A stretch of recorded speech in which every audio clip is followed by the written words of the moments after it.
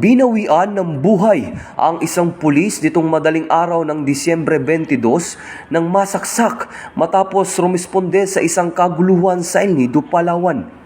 Ayon sa investigasyon, nagpapatrolya ang mga pulis nang tumugon nito sa isang kaguluhan kung saan sakay ng motorsiklo ang isang tour guide kasama ang kanyang asawa nang biglang binugbog ng 8 kalalakihan na lango sa alak.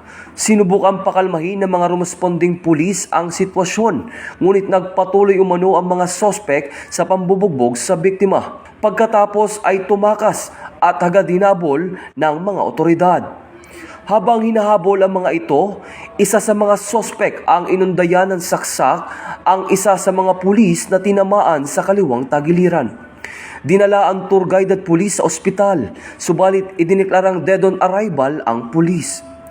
4 sa mga sospek ang naaresto, kasama ang umano'y sumaksak sa pulis. Nakumpiska din ang patalim na ginamit sa krimen.